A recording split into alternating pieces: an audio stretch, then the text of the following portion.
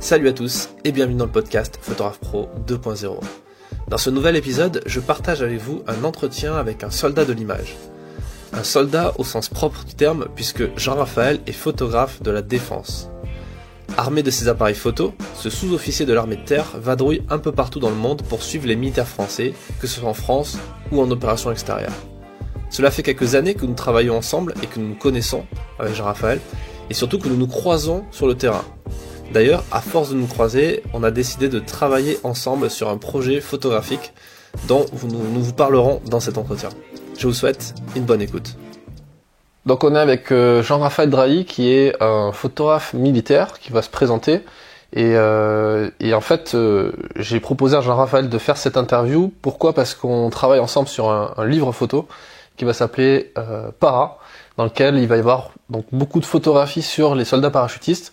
On a suivi pendant 2-3 ans l'actualité de la brigade parachutiste basée à Toulouse et qui rayonne un peu partout en Occitanie et dans le monde. Et on vous en parlera à la fin de ce podcast. Vous avez le lien avec toutes les infos en dessous de ce podcast, de cet épisode. Et du coup, est-ce que tu peux te présenter, Jean-Raphaël, pour les gens qui ne te connaissent pas, qui n'ont pas vu cette vidéo sur la chaîne YouTube où on te voit avec d'autres photographes de la défense? Ouais, salut Fred. Je suis l'adjudant-chef Jean-Raphaël Drahi. Actuellement journaliste reporter d'images pour le magazine de l'armée de terre qui s'appelle Terre Information Magazine, et je travaille donc au service d'information et de relations publiques de l'armée de terre. Donc ce magazine qui est avant tout un magazine interne, un magazine de communication destiné aux militaires, qui est un petit peu diffusé à l'externe aussi, mais voilà, principalement destiné aux soldats. Et mon travail aujourd'hui consiste à faire des photos et à écrire des articles pour relater des activités et des grands événements de l'armée de terre, que ça soit en France ou à l'étranger, en opération, en manœuvre, en entraînement, voilà, sur plein de lieux et de sujets différents. D'accord. Et on dit photographe aux armées ou photographe de la défense, depuis qu'on a changé le terme ministère de la défense qui est passé à ministère des armées? En fait, je sais pas vraiment. Il y a toujours eu ce terme qui a été utilisé de photographe aux armées, mais moi je me qualifie plutôt comme photographe de la défense ou photographe des armées. En fait, ça veut dire la même chose. Ok. Et avant d'être photographe aux armées, tu faisais quoi? Tu étais militaire déjà? Alors oui, moi je suis militaire depuis bientôt 28 ans. Donc je me suis engagé, j'avais presque 19 ans dans les chasseurs alpins. J'ai commencé quelques années à Chamonix, puis à Chambéry, donc dans un bataillon de chasseurs alpins classique, et je faisais un métier de fantassin où j'ai encadré des gars.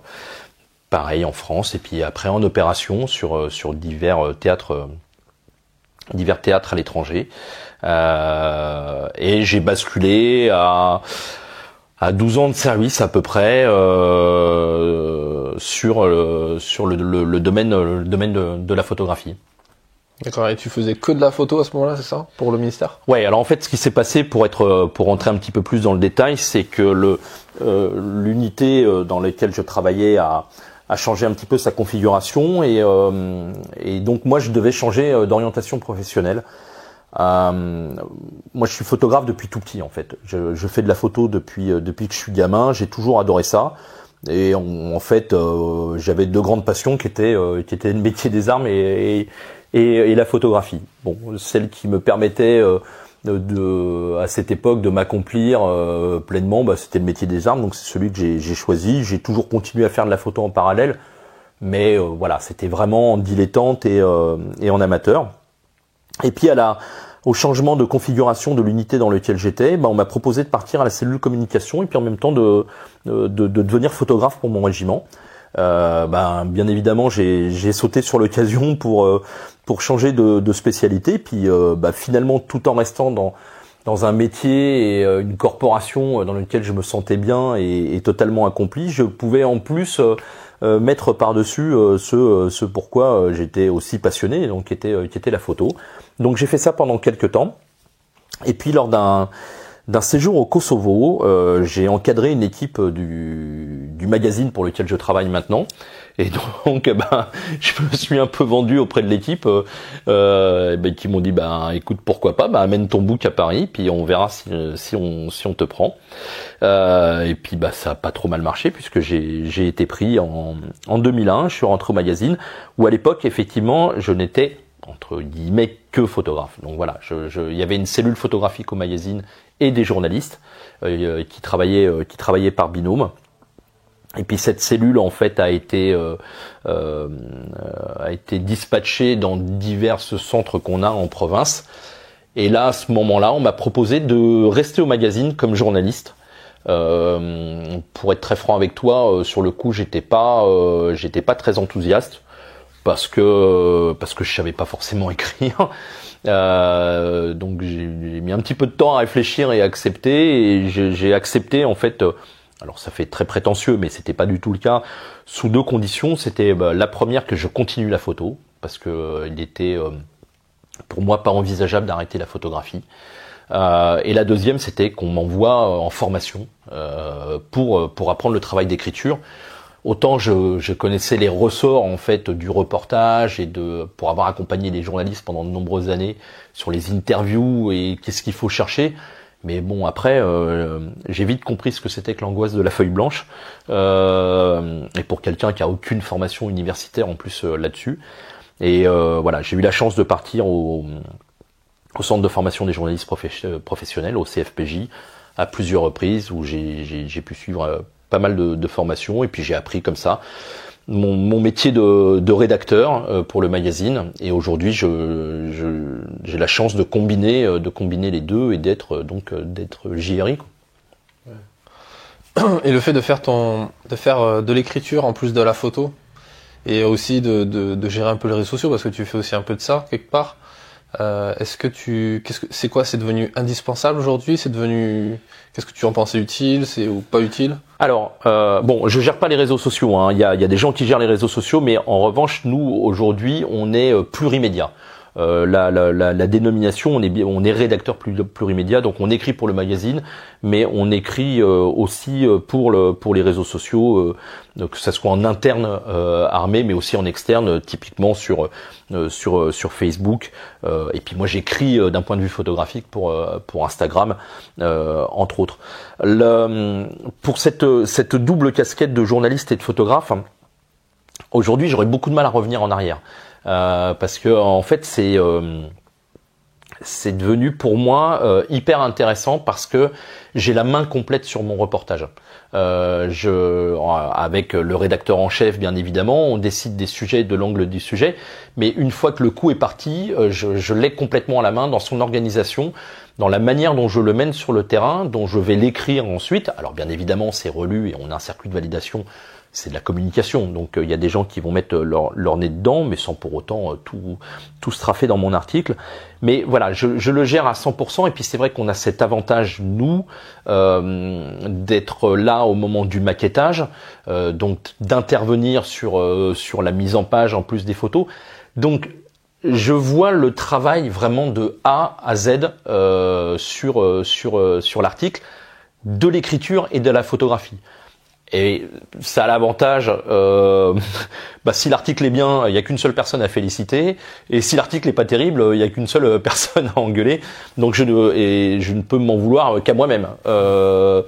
Et donc c'est plutôt pas mal. Moi j'aime beaucoup ce travail aujourd'hui, et j'aurais beaucoup de mal à revenir en arrière et à travailler finalement avec quelqu'un en écriture, même si il y a un côté solitude qui des fois est un petit peu. C'est vrai que le binôme photographe-journaliste permet de se recaler des fois sur l'article, de se booster, où l'un voit quelque chose que l'autre n'a pas forcément vu, que ça soit pour les interviews, pour les images. Ça, c'était assez confort. Et aujourd'hui, je dois penser à beaucoup de choses. Après, l'aspect, pas négatif, mais un petit peu compliqué de cette affaire, c'est que, tu le sais aussi bien que moi, quand on rentre le soir, l'editing il peut prendre beaucoup de temps. Et là, l'editing va prendre beaucoup de temps, mais j'ai en plus la rédaction de l'article derrière. Il y a deux fois plus de travail, clairement. clairement. Du coup, dans le quotidien, c'est quoi dans ta pratique de la photo et de ce métier-là? C'est quoi ton quotidien? Alors le quotidien, en fait, il est complètement articulé au rythme de la publication du magazine. Donc c'est un mensuel. Nous sommes 3 rédacteurs pour le magazine, pour écrire l'essentiel en fait des papiers du magazine, en tout cas les articles et les dossiers.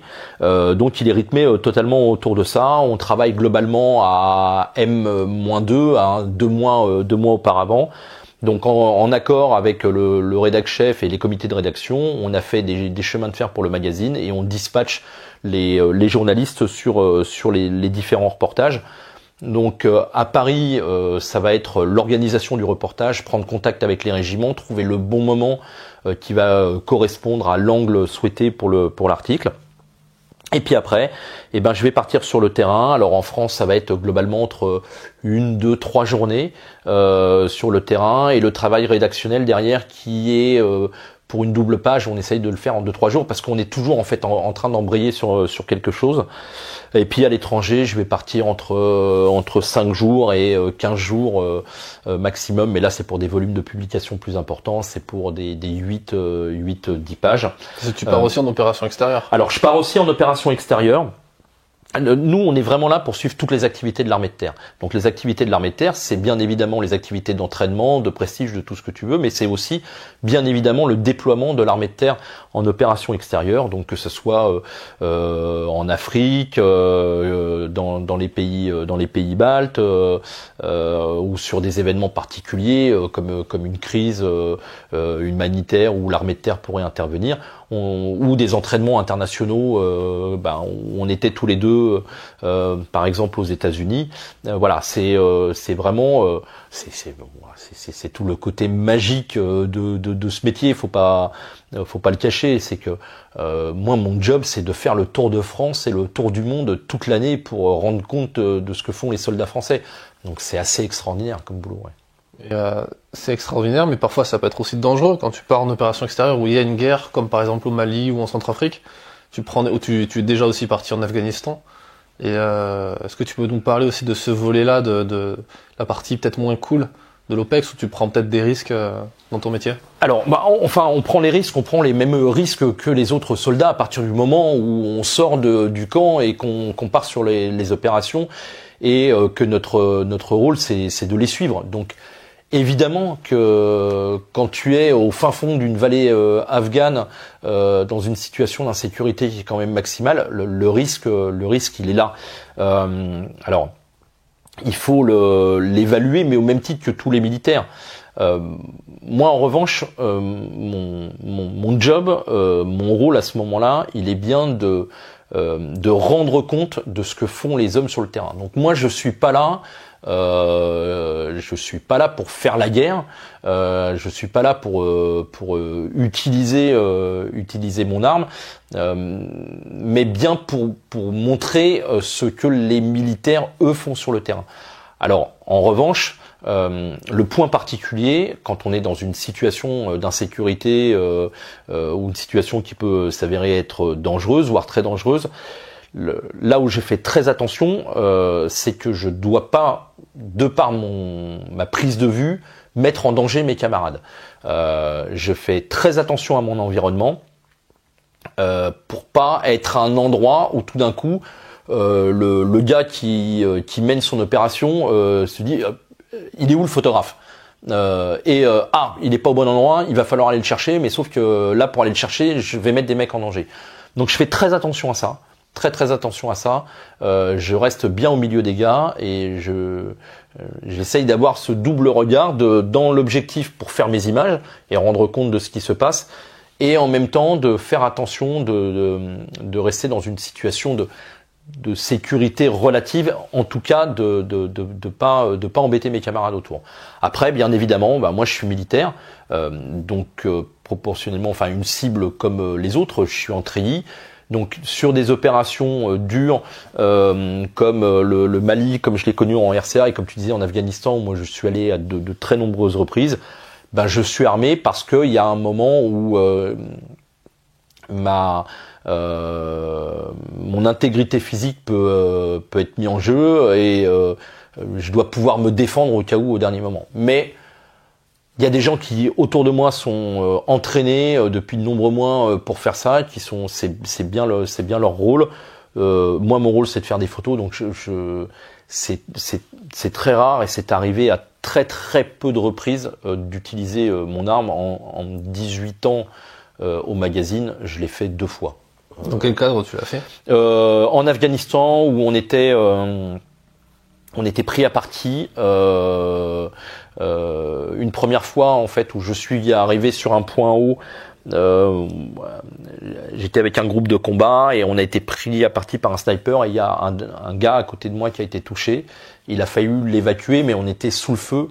Et là, à ce moment-là, on devait faire baisser les têtes en face et donc délivrer un maximum de feu. Donc j'ai pris mon rôle, ma place à côté de mes autres camarades. Et la deuxième fois où en fait on était dans un petit village afghan et on a commencé à se faire tirer dessus, on s'est protégé. Et puis en fait petit à petit les tirs commençaient à arriver, à se déplacer et on était en train de se faire encercler. Et donc en fait ça a été le moyen, chacun à son tour devait tirer pour pouvoir se désengager de cette rue et quand c'est ton tour de tirer avant de passer derrière ton camarade, voilà, là t'arrêtes la photo. Mais sinon l'année en 2011 j'ai suivi justement, on parlera plus tard, la brigade parachutiste à un moment qui était très très dur en Afghanistan. Il y a eu de nombreux morts, il y a eu beaucoup de blessés, il y avait vraiment des opérations qui étaient très dures. À aucun moment j'ai utilisé mon arme parce que voilà, la situation ne s'y prêtait pas et pourtant il y avait quand même beaucoup d'accrochage en fait avec les gars d'en face. Mais j'avais toujours du monde autour de moi. Et en tant que militaire, tu es quand même obligé d'obéir aux ordres. Si par exemple quelqu'un qui est plus gradé que toi sur le terrain, dans une situation où c'est un peu compliqué, te demande d'arrêter de faire des photos pour les aider à tirer, justement, tu fais quoi? Je le fais parce que effectivement, comme tu viens de le dire, je suis quand même militaire. Après, j'essaierai quand même de jauger la situation pour être sûr qu'il y ait une vraie plus-value au fait que j'apporte le feu. Si un gars me dit t'arrêtes de prendre des photos, là faut que tu viennes nous aider à tirer un mec qui est blessé. Enfin, la question se pose pas une seule seconde. Évidemment que je vais aller prêter un coup de main.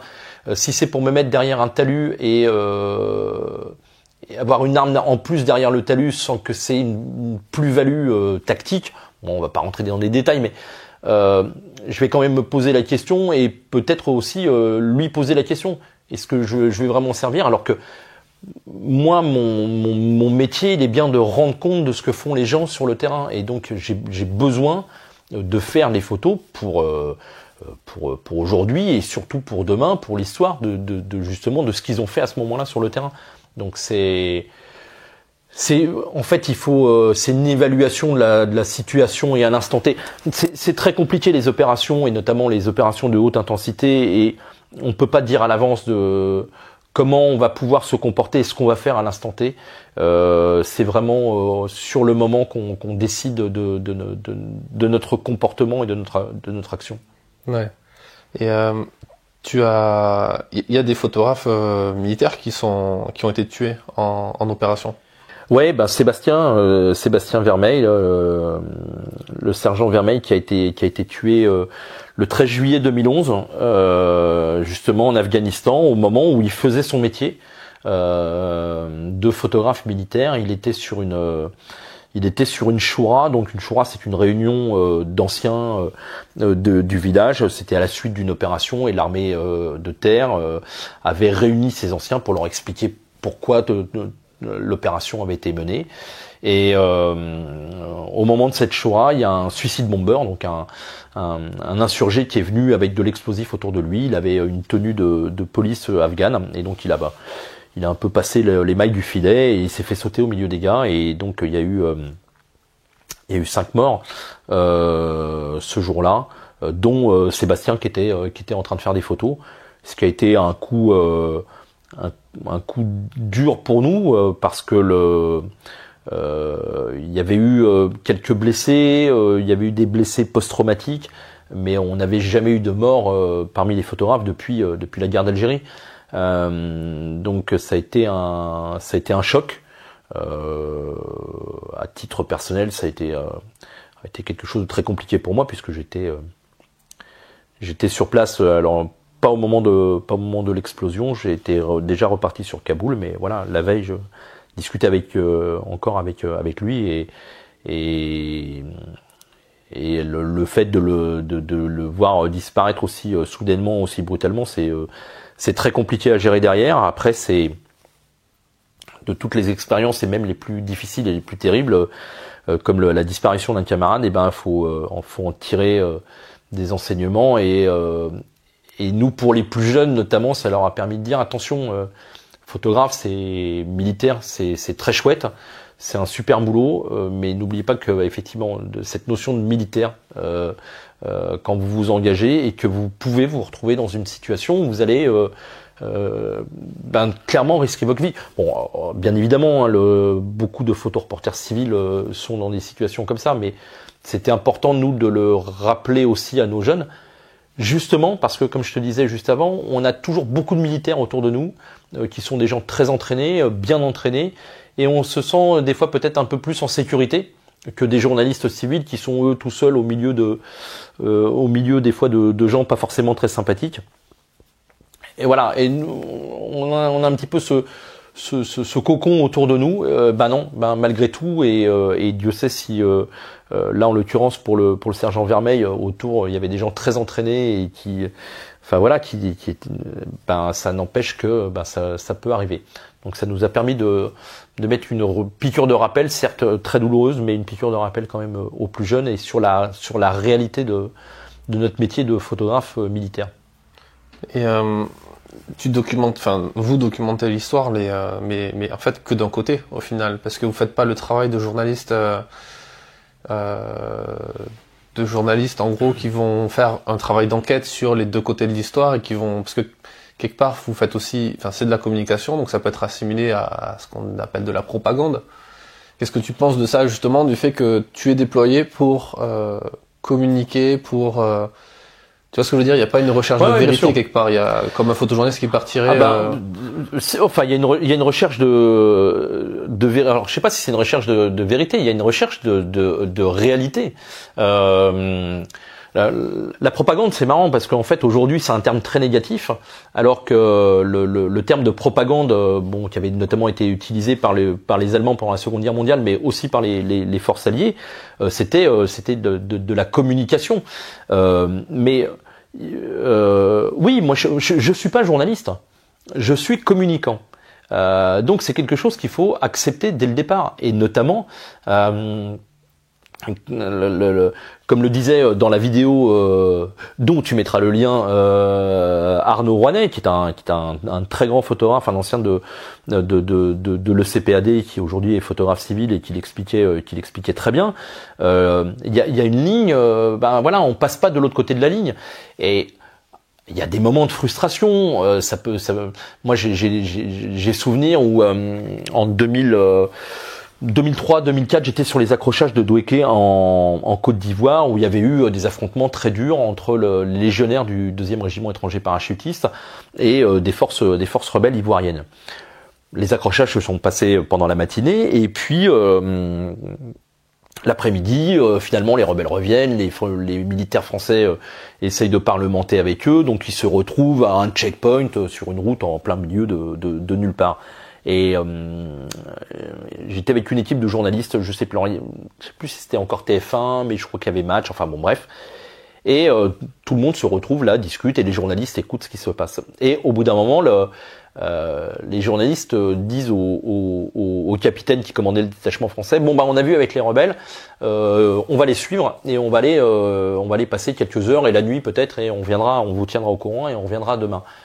Et donc à ce moment-là, moi qui avais suivi tout ça au checkpoint, je vois les journalistes partir de l'autre côté de la butte, où il y avait les types qui étaient méchants le matin, beaucoup moins méchants l'après-midi, et c'était Ouais, c'était un petit peu frustrant de se dire, mais ça doit être hyper intéressant en fait d'aller voir de l'autre côté justement ce qui se passe et avoir l'ensemble, la vue globale à 360 de la situation. Mais comme je me suis engagé et que je suis au CIRPATER en tant que communicant, je l'accepte. Après, moi, la vérité que je délivre, à aucun moment je vais travestir la situation. De toute façon, les images, elles mentent pas, mais je fais bien de la communication. Donc, il faut l'accepter. Celui qui l'accepte pas, rien n'empêche de partir dans le civil justement, et puis pour essayer de faire, et c'est ce que font plein de photographes militaires qui au bout d'un moment, et pas forcément par frustration, mais décident de partir dans le milieu civil pour pouvoir avoir cette liberté. Et encore, moi je trouve on arrive quand même à faire pas mal de choses, et pour avoir tous les côtés de la lorgnette. Bon voilà, moi je m'arrête du côté de l'armée de terre, mais c'est celle qui aujourd'hui m'intéresse, que je trouve déjà passionnante, sur lequel il y a beaucoup de choses à raconter.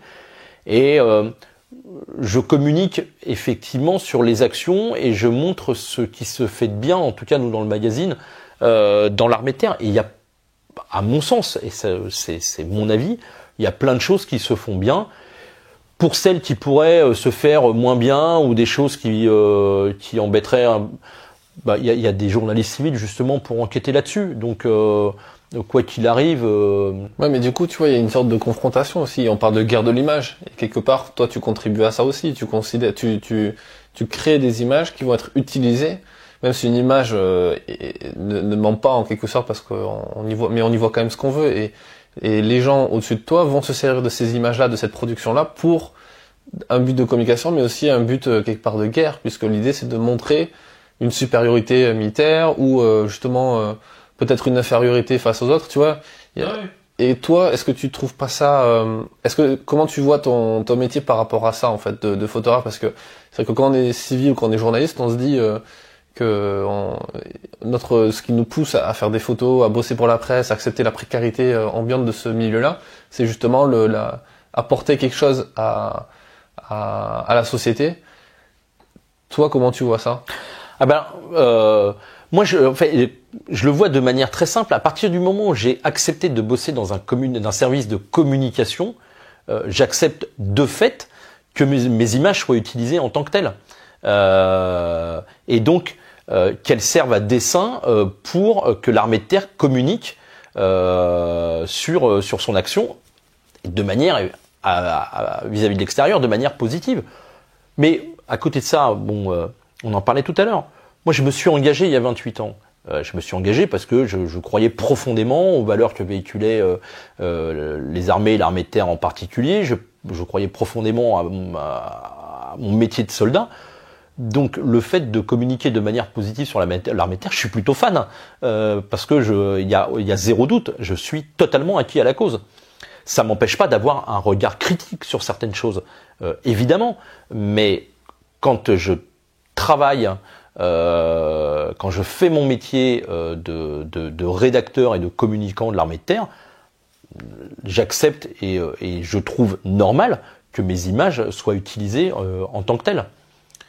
Il faut que ça soit très clair, hein, effectivement. À partir du moment où on se pose des questions en disant oui, mais mes images pourraient être utilisées pour faire de la propagande, faut pas rester. Enfin, de toute façon, mais au même titre que toi, ton métier de journaliste dans le civil, il faut croire vraiment à ce qu'on fait. Et c'est pour ça que l'impartialité du journaliste, moi j'ai jamais forcément cru. T'as toujours un angle quand tu travailles. Cet angle tu le choisis. Et quand tu vas venir travailler avec l'armée de terre, alors c'est pas ton cas, mais il y a des gens qui vont venir chercher la petite bête. D'ailleurs on l'accepte des fois en les acceptant dans nos murs, et qui vont peut-être pas forcément chercher le côté positif. C'est comme ça. Moi, mon rôle de communicant, c'est de montrer ce qui marche bien. Comme on dit souvent, on se fait pas de nœud au cerveau là-dessus. Et j'ai pas à m'en faire. Et le jour où je m'en ferai, justement, je quitterai l'institution et j'irai voir dehors et puis peut-être pour prendre le truc plus dans sa globalité. Mais moi, ça me va très bien de communiquer sur l'armée de terre. Et est-ce que tu vois des similitudes ou des grosses différences dans la façon de traiter un sujet photographique? Parce que ce livre qu'on est en train de faire tous les deux sur les paras, l'idée c'était de le faire à deux, parce que moi je trouve que ce qui est intéressant, c'est d'apporter, ce qui apporte une plus-value, c'est de voir comment un même sujet peut être traité par deux photographes dont les commanditaires ne sont pas les mêmes, dont aussi, tu l'as dit, les valeurs, ou du moins pas les valeurs, mais le sens de notre métier n'est pas le même, puisqu'on le fait pas pour les mêmes raisons, en quelque sorte. Est-ce que toi tu vois une différence maintenant, avec le recul, sur comment tu traites tes sujets par rapport à d'autres photographes? Ça peut être moi, ça peut être d'autres gens, hein, que tu connais quand tu vois leurs photos, parce que t'es quand même quelqu'un de très curieux qui va voir les photos des autres, et ça c'est super cool. Donc qu'est-ce que tu en conclus un petit peu? Alors, en fait, sur le terrain, on se rend compte, mais d'ailleurs, bon, tous les deux, maintenant, on se connaît bien depuis le nombre d'années où on travaille ensemble et on le voit au niveau photo, qu'il y a pas forcément de grandes différences sur la manière de travailler sur le terrain et sur la prise d'image. En fait, la différence, elle va être surtout dans le rendu des photos et des fois la manière dont on va raconter l'histoire. Et puis, elle est souvent sur l'angle. Un photographe, quoi qu'il arrive, à mon avis, de toute façon, il va chercher un cadre, il va chercher à raconter une histoire dans son cadre, il va essayer d'y donner de la vie, d'y donner de la profondeur et quelque chose vraiment qui a du peps, qui bouge. Et voilà, on cherche un peu tous la même chose. Après, effectivement, l'angle de travail va faire peut-être que des images vont différer.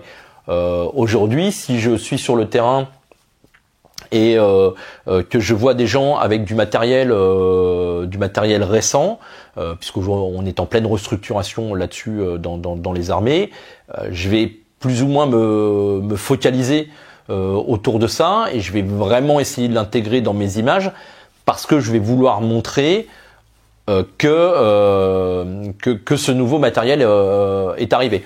Je prends un exemple tout bête. Il y a quelques jours, je suivais l'opération Sentinelle dans Paris. J'ai demandé expressément à voir les gens qui patrouillaient avec le nouveau fusil de l'armée de terre.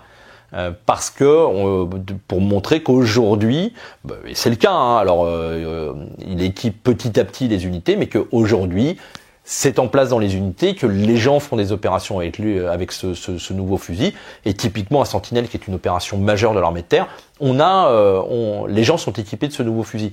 Donc je me suis vraiment concentré dessus.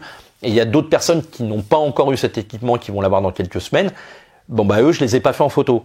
Et je me suis concentré en fait sur les gens qui ont le nouveau fusil. Donc c'est là où il va y avoir cette différence. Où toi peut-être les autres gars vont t'intéresser parce qu'ils sont à un endroit qui est plus joli en termes de photos. Moi l'endroit était peut-être moins joli, mais en revanche il y avait en termes de communication, il y avait quelque chose d'important dedans, c'était leur équipement. Après pour revenir effectivement au livre qu'on est en train de préparer tous les deux, moi je trouvais que l'idée, le projet était intéressant parce que il peut y avoir effectivement une vraie question de comment on voit les choses, comment on est curieux tous les deux, on est des passionnés d'images tous les deux, et au bout du compte, est-ce qu'on fait effectivement les mêmes images? On se rend compte qu'on a des méthodes de travail qui sont sensiblement identiques. Moi, j'ai des méthodes de reporter sur le terrain où je vais chercher à savoir ce qui se passe, chercher à savoir où est l'événement et le point important de la journée. Et pour avoir croisé de nombreux photographes sur le terrain, en opération ou en France, on bosse à peu près tous de la même manière. C'est l'angle qui diffère en fait à chaque fois. Mais le travail technique photographique, il est plus ou moins le même. Alors après, je vais faire attention à certaines choses. Il y a par exemple, alors je vais faire des images, mais en revanche, c'est des images que je vais pas proposer à la publication. C'est des images qui vont avoir de l'importance pour plus tard. En fait, c'est là où tout le travail de documentation, d'archivage pour l'histoire est important. J'ai une image d'un gars qui est au Mali où on était en patrouille depuis plusieurs jours. Le midi, on s'arrête en plein milieu du désert. Le gars se met contre sa roue, un béret sur la tête et pour dormir, se reposer quelques minutes. Évidemment, dans le magazine pour lequel je bosse, quand j'écris 8 pages sur l'opération qui s'est faite, c'est pas une image que je vais mettre parce que c'est pas le message qu'on fait passer. Le message qu'on fait passer, c'est les patrouilles au milieu de la population, l'aide à la population et des choses de ce genre. Mais cette image, alors moi, je la trouvais plutôt sympathique et puis elle est quand même, elle témoigne de la réalité du terrain, de la chaleur, de la fatigue et tout. Je suis persuadé qu'elle servira plus tard. C'est évident. Elle ressortira à un moment. Donc elle n'est pas perdue. Elle va pas au fond d'un placard. Donc je la fais. En revanche, de moi-même, je vais pas la proposer. Je vais pas la proposer pour l'article. Mais je la fais.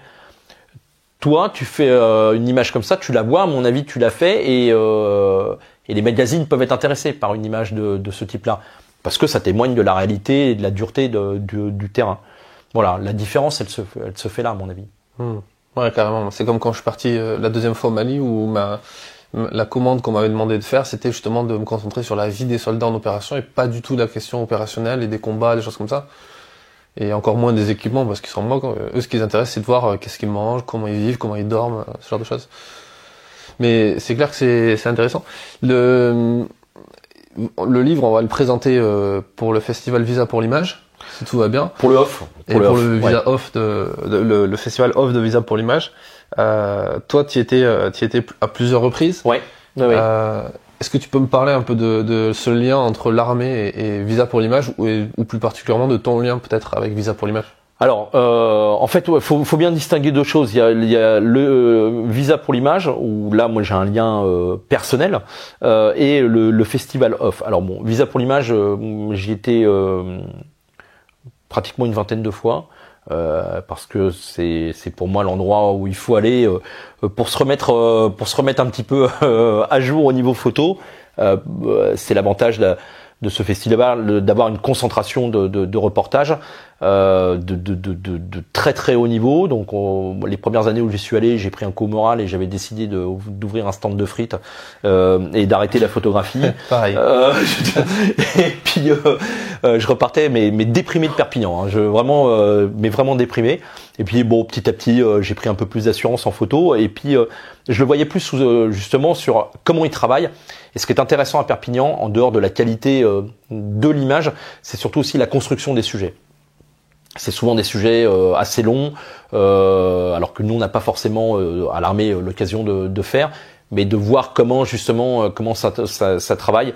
Et ça c'est intéressant dans mon métier de photographe pour progresser. De toute façon, on est obligé de se nourrir des images des autres pour progresser. Enfin, sinon il n'y a aucune chance d'avancer.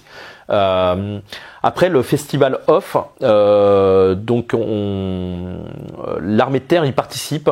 Il a participé à plusieurs reprises. Alors c'est arrêté pendant quelques années, mais la première exposition qu'on a fait, c'était en 2008. Donc on a découvert ce festival en parallèle du Visa pour l'image. On souhaitait vraiment montrer un petit peu notre travail au public et on s'était dit c'est quand même l'endroit où il y a une concentration de public, d'amateurs photos, de professionnels. Voilà, il y a qu'un endroit en France, dans le monde d'ailleurs, qui fait ça, et c'est intéressant. Et on a participé la première fois en 2008. On était en pleine crise d'Ouzbine, il venait d'avoir les 10 morts, enfin la France ne parlait que de ça, et on a fait une exposition sur un travail que j'ai réalisé en Afghanistan. Donc j'ai passé 15 jours à Visa avec beaucoup de gens qui sont venus sur l'exposition, et énormément de questions sur notre travail, sur le travail des photographes et tout. Et aujourd'hui, en fait, on y retourne maintenant depuis l'année dernière. On a fait en tout 6 expos, je crois. Et c'est super intéressant. C'est super intéressant parce que déjà préparer une exposition photographique, c'est un gros challenge. Ça oblige à une réflexion énorme en amont pour savoir quoi montrer. Justement, en plus, à Visa pour l'image, avec des gens qui sont très éduqués en images, de pas basculer dans la propagande. On n'est pas là pour ça. On est là pour montrer le travail des gens du CIRPATER, des photographes du CIRPATER, qui qui pour certains sont vraiment des gens de très très bon niveau, et de montrer notamment pendant la première semaine où il y a beaucoup de professionnels qui sont là, de dire bah regardez, nous aussi on vous montre des images et on a des gens qui connaissent leur boulot. Et puis de montrer au public, bah alors bien évidemment nous ça donne l'occasion à travers notre métier de parler de l'armée de terre, mais tu vois, un truc très simple, il y aura jamais un stand de recrutement à côté de cette expo à Visa. C'est pas le lieu, c'est pas le moment, et on n'est pas là pour ça. On est là pour parler de notre travail et des actions de l'armée de terre indirectement. Et c'est intéressant aussi l'échange, parce que on se rend compte que dans le milieu du journalisme, alors souvent chez les plus jeunes, les plus anciens qui ont été beaucoup sur le terrain le sont beaucoup moins, mais souvent chez les plus jeunes, il y a beaucoup d'a priori par rapport à l'armée, par rapport à notre travail, par rapport aux journalistes militaires, à la propagande. Il y a beaucoup d'a priori. Et en fait, une fois qu'ils ont réussi à s'arrêter sur l'expo, ça c'est le plus difficile. Mais une fois qu'ils se sont arrêtés et qu'on a discuté 2 secondes, donc déjà ils ont vu qu'on était des gens absolument normaux, qu'on était capable de parler normalement, qu'on était capable d'avoir un débat, qu'on était capable d'écouter des gens qui n'avaient pas forcément la même opinion que nous. Et ben là, voilà, ça commence à s'ouvrir. Il y a un échange. Ça ne veut pas dire au début qu'ils vont repartir en étant devenus totalement acquis à la cause, et c'est pas le but. Et le but, c'est vraiment d'échanger sur notre travail, sur notre comportement sur le terrain. Et ça, c'est hyper intéressant. C'est vraiment hyper intéressant. Et moi, très sincèrement, hein, d'ailleurs, des fois, c'est plus intéressant de discuter avec un gars qui est arrivé en disant ouais, moi, de toute façon, l'armée, je m'en fiche totalement. Et puis, votre travail de photographe, vous faites que de la propagande. C'est plus intéressant de discuter avec lui à partir du moment où il s'est arrêté que des fois avec des gens qui disent l'armée c'est super, mais c'est très bien, hein, attention, moi j'aime beaucoup que les gens passent sur le stand et qui nous aiment, mais de discuter avec quelqu'un qui est pas d'accord mais qui est ouvert à la discussion, c'est plutôt intéressant, et ça Perpignan, le festival le permet, et c'est plutôt bien, c'est plutôt bien. Ouais, malheureusement ça manque quand même de gens ouverts d'esprit, enfin pas ouverts d'esprit mais ouverts à la discussion.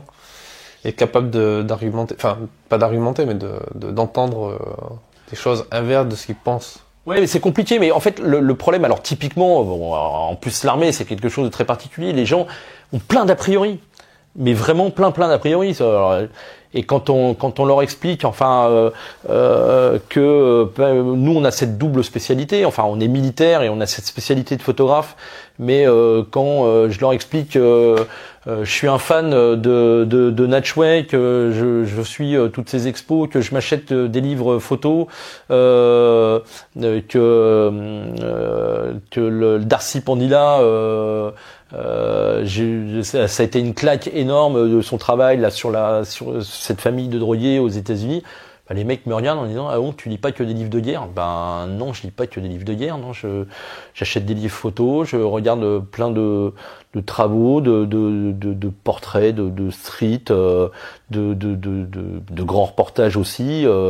Ben oui, voilà, je m'intéresse à tout ça, et donc là des fois ça les interpelle, ils se disent ah bon, finalement il y a peut-être un ouais, on est tous fans à photo, et c'est un peu dommage en fait les a priori sous prétexte que nous sommes militaires, donc forcément on est complètement borné, mais pas du tout en fait, pas du tout, loin de là. Des fois on est d'ailleurs finalement quand on voit certains qui passent, ben on est à mon avis des fois beaucoup plus ouverts qu'eux. Ouais. Non mais c'est vrai. Moi depuis que j'ai rencontré cet univers-là, je me rends compte que et justement, c'est pour ça que je continue de travailler sur ces thématiques de défense, c'est parce que les gens qu'on rencontre sont intéressants de par leur profession, mais aussi comment ils la voient et comment ils voient le monde aussi, et c'est pas si formaté que ça par rapport à ce qu'on entend et ce qu'on lit. Ok, bah écoute, merci pour ce témoignage. J'espère que ça va plaire à nos auditeurs. Bah ouais, j'espère aussi. Et qu'ils iront s'engager dans l'armée. Non, je rigole. Non, l'idée c'est... On mettra le lien... s'engager.fr. Il n'y a pas de placement produit dans ce podcast. L'idée c'est ça, c'est aussi dans ce podcast, c'est de faire intervenir des gens qui n'ont parfois même d'ailleurs rien à voir avec la photo, tu vois, par exemple un comptable ou quelqu'un d'une société d'auteurs. Mais l'idée c'est d'apporter de l'information aux photographes qui comprennent qu'il y a d'autres choses qui existent autres que ce qu'ils vivent tous les jours. Et c'est intéressant d'avoir ton point de vue sur ça. Où est-ce que les gens peuvent voir ton travail autre que dans notre livre qui sortira prochainement, qui sortira bientôt. Principalement le travail il est exposé sur les réseaux sociaux. De l'armée de terre, que ça soit sur Facebook et Instagram. Donc là régulièrement nos images, les miennes et d'autres sont mis en avant. Il y a des publications régulières. Et puis on parlait du livre et le prochain visa. Il y aura cette exposition, il y aura plusieurs expositions de l'armée de terre. Il y aura l'exposition du prix Vermeil, puisqu'aujourd'hui on a un prix photographique de l'armée de terre qui est ouvert, une fois de plus, qui est ouvert aux photographes civils. Et au contraire, on souhaite vraiment que les photographes civils qui ont eu l'occasion de travailler dans le milieu de l'armée de terre, et qui ont fait des images, qui viennent participer à ce concours. Alors là, il suffit d'aller sur le site de l'armée de terre. Il y a le règlement qui est mis en ligne.